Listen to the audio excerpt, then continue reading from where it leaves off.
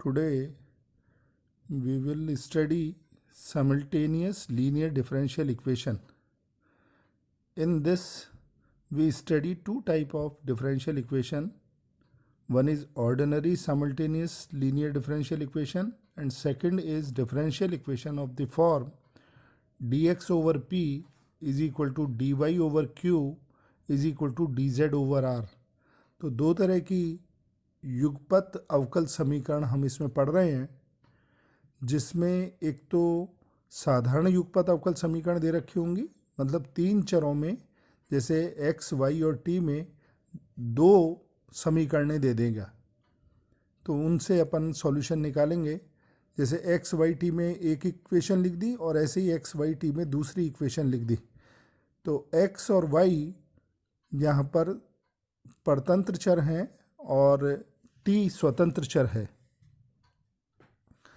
या फिर दूसरी फॉर्म जो इसमें सिमल्टेनियस डिफरेंशियल इक्वेशन में दी गई होती है, जिससे सॉल्यूशन निकालना होता है, वो होता है dx by p is equal to D y over q is equal to d z over r. तो इस तरह की दो इक्वेशंस का सॉल्यूशन हम निकालेंगे. इसमें दो डिपेंडेंट आश्रित चर दो दिए गए होंगे, जैसे मैंने अभी बताया था एक्स वाई दो चर आश्रित हैं और एक इंडिपेंडेंट वेरिएबल होगा, जैसे मैंने ऊपर बताया था उसमें टी था. तो इसमें अगर जितने परतंत्र चर दिए गए, डिपेंडेंट वेरिएबल जितने दिए गए, उतनी इक्वेशंस भी दी हुई होनी चाहिए. अगर जितने परतंत्र चर हैं उतनी अवकल समीकरणें दी गई हैं तो अपन इसका सॉल्यूशन निकाल पाएंगे. जैसे मान लीजिए तीन परतंत्र चर दे दे एक्स वाई जेड और स्वतंत्र चर एक दे दे टी, तो फिर तीन इक्वेशंस अपने को चाहिएंगी. तो वो क्वेश्चन में तीन इक्वेशन दी गई होंगी, तीनों से अपने को मान एक्स वाई और जेड के निकालने पड़ेंगे in the form of T. तो जितने परतंत्र चर हैं उतनी अवकल समीकरणें आवश्यक हैं दी जानी. तो ये इसमें विशेष बात रहेगी. तो साइमल्टेनियस इक्वेशंस में तो सबसे पहले अपन देखते हैं simultaneous equation with constant coefficients. अचर गुणांक की युगपत अवकल समीकरण देखते हैं. इसमें अगर एक्स वाई दो डिपेंडेंट वेरिएबल लिए हुए हैं, आश्रित चर लिए हुए हैं, और टी इंडिपेंडेंट वेरिएबल है, तो दो इक्वेशन मान लीजिए इस फॉर्म में दी गई हैं. F one D X, first equation बोल रहा हूँ, F one D X plus F two D Y is equal to some function of T, जहाँ D stands for D by D T है. टी के सापेक्ष अवकलज को इसमें डी से लिखा हुआ है. तो कोई भी डी का कोई फलन दे दे एक्स के साथ का, ऐसे ही दूसरा डी का कोई फलन दे दे वाई के साथ का, बराबर F T, some function of T दे दिया. इसी प्रकार दूसरी इक्वेशन दे दे जी वन डी, डी का कोई फलन एक्स के साथ, डी का कोई फलन वाई के साथ is equal to some function of T, G T दे दिया. तो ये दो डिपेंडेंट वेरिएबल में दो इक्वेशन दी गई हैं. तो इसका सॉल्यूशन अब कैसे निकालेंगे?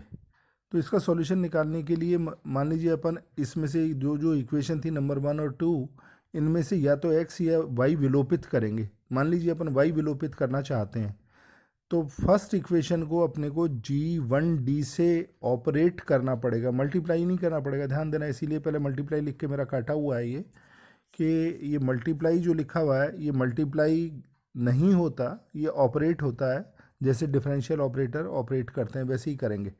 तो फर्स्ट इक्वेशन को तो g1 y एलिमिनेट करना चाहते हैं, तो फर्स्ट इक्वेशन को अपने को g2d से ऑपरेट करना पड़ेगा और सेकंड इक्वेशन को अपने को f2d से ऑपरेट करना पड़ेगा, जिससे y के जो दोनों ऑपरेटर्स हैं वो सेम हो जाएं. तो जब सब्ट्रैक्ट करेंगे तो y एलिमिनेट हो जाएगा, तो इक्वेशन केवल x और t में बच रहेगी. तो ये ध्यान देने वाली बात है. इसी प्रकार मान लीजिए अपन x एलिमिनेट करना चाहें, तो फर्स्ट इक्वेशन को अपने को g1d से ऑपरेट करना पड़ेगा और सेकंड इक्वेशन को अपने को f1d से ऑपरेट करना पड़ेगा, जिससे x के पहले के ऑपरेटर सेम हो गए. तो सब्ट्रैक्ट करेंगे तो x वाले जो टर्म्स हैं वो दोनों हट जाएंगी, एलिमिनेट हो जाएंगी. तो मान लीजिए इस क्वेश्चन में जो अपन सब मेथड ऑफ सॉल्यूशन है, इसमें y एलिमिनेट करना चाहते हैं, तो फर्स्ट इक्वेशन को तो g2d से ऑपरेट करते हैं और सेकंड इक्वेशन को f2d से ऑपरेट करते हैं.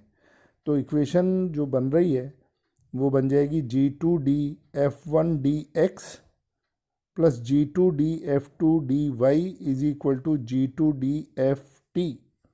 ये जो फर्स्ट इक्वेशन है इसको अपन ने G2D से ऑपरेट कर दिया, तो ये फर्स्ट इक्वेशन नंबर 3 पर लिख दी गई है, इस तरह से बन जाएगी। और इसी प्रकार इक्वेशन नंबर 2 को अपन ने F2D से ऑपरेट किया है, तो F2D सब पहले लगा रहे हैं, हर टर्म के पहले अपन F2D लगा रहे हैं, तो F2D G1dx plus F2D G2dy is equal to F2D FT। ये इक्वेशन नंबर 4, ये फोर्थ बन गई इक्वेशन। ये दो इक्वेशन आ गई नंबर 3 एंड 4। अब अगर इनको सब्ट्रैक्ट कर दें, 4 को 3 में से सब्ट्रैक्ट करें, घटाएं, तो फिर y एलिमिनेट हो जाएगा, तो x और t में इक्वेशन आ जाएगी। तो subtracting 4 from 3 we get G2D F1d minus F2D G1dx is equal to G2D FT minus F2D GT। तो ये जो इक्वेशन है ये x और t में आ गई।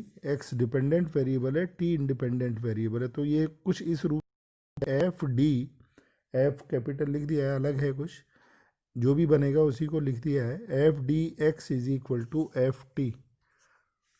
तो ये which is the linear equation of x and t। After solving it we get x। इसको हल करने से अपने को x मिलेगा। ये अपन पहले चैप्टर में, अपन शुरू के चैप्टर में पढ़ के आए थे, लीनियर डिफरेंशियल इक्वेशन, उस रूप का सवाल हो गया। तो अपन ने इस साइमल्टेनियस इक्वेशन को एक्चुअली पुराने चैप्टर जो पढ़ के आए लीनियर डिफरेंशियल इक्वेशन, उसमें कन्वर्ट कर लिया। अब इसको आसानी से हल किया जा सकता है क्योंकि अपन पहले हल कर रहे हैं इस तरह के क्वेश्चंस। तो ये इससे x निकल आएगा, x का मान आएगा, फिर x का मान जो भी आएगा उसका अवकलन करके अपन समीकरण नंबर 1 या 2 में रख देंगे जो ओरिजिनल क्वेश्चन में दिया गया है, तो उससे y आ जाएगा। तो x भी t में आ गया, y भी t में आ गया, तो ये दोनों कंबाइंड उस क्वेश्चन जो दिया गया था उसके सॉल्यूशन कहलाएंगे। यही कंप्लीट सॉल्यूशन होगा। इसको एक क्वेश्चन से, the following question will make the process clear.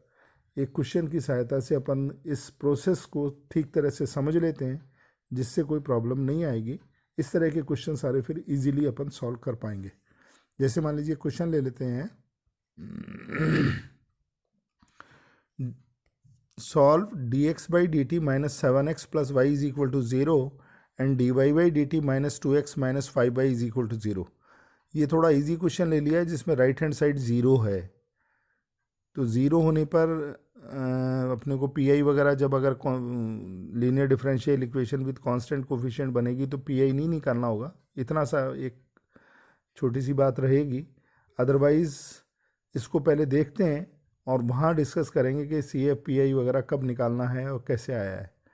तो सबसे पहले ये जो इक्वेशन है इसको डी के फॉर्म में लिखें। डी बाई डी टी को अपन कैपिटल डी से रिप्रेजेंट करें तो फर्स्ट इक्वेशन बनेगी डी माइनस 7x, एक्स अपन ने दो में टर्म में से कॉमन ले लिया, plus y is equal to 0, और दूसरी इक्वेशन में पहले x लिख दिया तो माइनस 2x, फिर d माइनस 5 कॉमन है y के लिए तो d minus 5y is equal to 0। ये दो इक्वेशन अपने को दी गई हैं जिसको अपन ने सिंबॉलिक फॉर्म में लिख दिया है डी बाई डी टी को d से रिप्रेजेंट करके।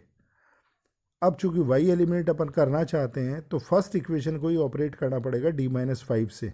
तो दोनों इक्वेशन फर्स्ट एंड सेकंड, अगर फर्स्ट को अपन d माइनस 5 से ऑपरेट कर लें तो फर्स्ट और सेकंड इक्वेशन में y टर्म वाली टर्म्स इक्वल होने से जब सब्ट्रैक्ट करेंगे तो हट जाएगी। तो operating both side of first by d minus 5 to eliminate y we get, तो फर्स्ट को कर रहे हैं d माइनस 5 से, तो d minus 5 d minus 7x प्लस d minus 5y is equal to 0।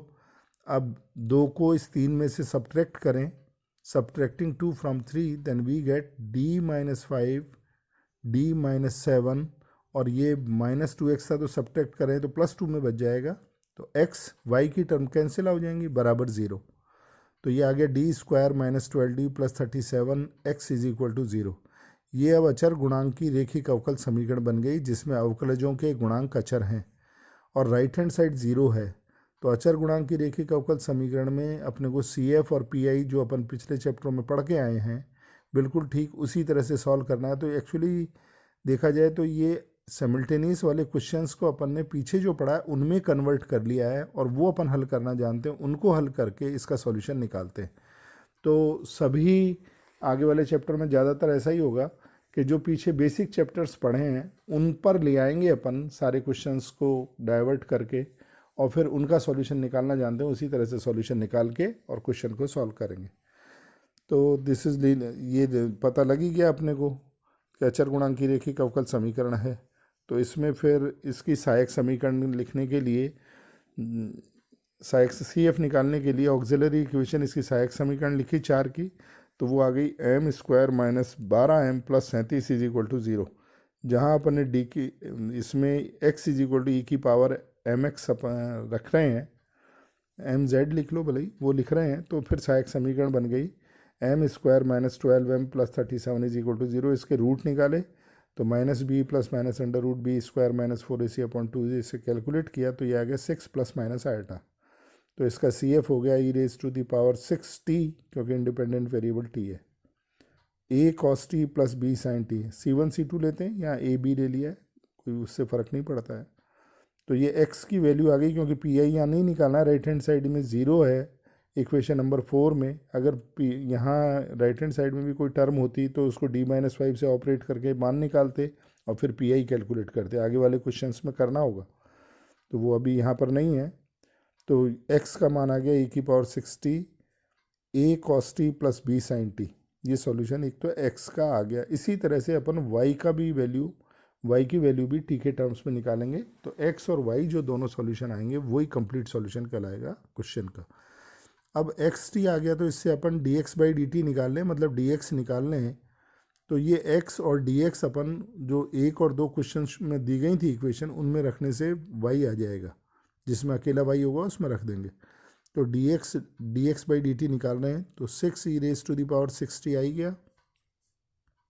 पहले फलन का अवकलन, दूसरा फलन सेम, फिर दूसरा फलन पहले फलन का अवकलन, ये इसमें लिख दिया अपन ने, u इंटू वी के तरीके से सॉल्व कर लिया। तो x और dx दोनों अपने पास हैं, तो इन value substituting these values in first, तो इक्वेशन फर्स्ट जो है क्वेश्चन की ये वाली, ये जो इक्वेशन फर्स्ट है इसमें एक तो dx चाहिएगा एक x चाहिएगा, दोनों इसमें चाहिए, वो अपन इसमें रख देते हैं तो फिर सॉल्यूशन आ जाएगा। तो ये रख रहे हैं, तो इक्वेशन फर्स्ट से अगर अपन देखें तो उसमें d माइनस 7x था प्लस y, तो y की वैल्यू निकाल ली 7x माइनस dx आ गया। इक्वेशन फर्स्ट ही लिखी और कुछ नहीं है, इक्वेशन फर्स्ट यदि y is equal to 7x minus dx आएगा इसी से, इक्वेशन फर्स्ट से इसी से, तो वो अपन ने नीचे यहाँ लिख दिया है। y की वैल्यू निकालनी है t की टर्म्स में, तो 7x माइनस dx हो गया। अब 7x भी अपन ने निकाल रखा है, dx भी अपन ने निकाल रखा है, ये dx रहा, तो ये दोनों को रखा, तो इसमें से 7 टाइम्स में से 6 टाइम्स सब्ट्रैक्ट कर दिया, तो E raise to the power 6t a minus B cos T plus A plus B sine T, तो a minus B A plus B को अपन नया कांस्टेंट भी लिख सकते हैं, तो ये y की वैल्यू भी t की टर्म्स में आ गई। तो इक्वेशन 5 जो x था t में, ये वाला x भी t में था और y भी t में है, यही दोनों मिलके कंप्लीट सॉल्यूशन कहलाते हैं दिए गए प्रश्न का। तो इस तरह से अपन बड़ी आसानी से, या यूँ कहें कि पुराने जो क्वेश्चंस करने के तरीके अपन ने सीखे थे, चाहे रेखिक समीकरण हो चाहे अचर गुणांक की रेखिक अवकल समीकरण हो, उनमें कन्वर्ट करके उस तरह से क्वेश्चन सॉल्व करेंगे और इससे x और y की वैल्यू, दो डिपेंडेंट वेरिएबल जो दे रखे हैं उनकी वैल्यू ज्ञात कर लेंगे, तो यही इसके कंप्लीट सॉल्यूशन कहलाएंगे। इसमें CAPI चूँकि निकालना सीख चुके हैं इसलिए नया कुछ भी नहीं पढ़ना होगा, उस तरह से क्वेश्चन को सॉल्व किया जाएगा। तो क्वेश्चन को एडजस्ट करना है, ठीक तरह से राइट करना है और ऑपरेट करना है, जिससे कोई एक वेरिएबल, डिपेंडेंट वेरिएबल की वैल्यू वहाँ से एलिमिनेट की जा सके, जिससे दूसरा वेरिएबल, डिपेंडेंट वेरिएबल की वैल्यू आ जाए। बस ये हर क्वेश्चन में कुछ इसी प्रकार से करना है, ठीक तरह से क्वेश्चंस कर लें तो फिर आसानी से इस चैप्टर के सारे क्वेश्चंस अपन हल कर पाएंगे। हाँ, ये ज़रूर है कि पीछे वाला जो चैप्टर है वो अगर उसमें कहीं कमजोरी है, वो अपन ढंग से नहीं कर रहे हैं अपन ने, तो फिर इसमें थोड़ी प्रॉब्लम वापस फेस करेंगे। तो पीछे के चैप्टर अगर आप स्ट्रांगली आपने ठीक तरह से पूरे कर रखे हैं तो इसमें फिर ज़्यादा परेशानी की बात नहीं है, अपन आसानी से निकाल लेंगे। तो ये फर्स्ट टाइप था, जब दो इक्वेशन अपने को दी हुई हैं, जितना ये डिपेंडेंट वेरिएबल है उतनी इक्वेशंस दी गई हैं। दूसरा टाइप और रहेगा कि जिसमें d x over p is equal to D y over q is equal to d z over r. इसमें भी तीन वेरिएबल हो गए, एक्स वाई जेड, टी की जगह जेड ले लिया है। तो तीन वेरिएबल में इसमें अपन क्वेश्चन अपनी मनचाही तरीके से बना सकते हैं। जैसे पहली दो टर्म ले ली तो एक्स और वाई में इक्वेशन आ जाएगी, दूसरी दो टर्म ले ली तो वाई और जेड में इक्वेशन आ जाएगी। उनको सॉल्व करके अपने को इसी तरह से दो एक्स भी जेड में और वाई भी जेड में इस तरह का सॉल्यूशन निकालना होगा। तो आगे आने वाले उसमें पढ़ेंगे।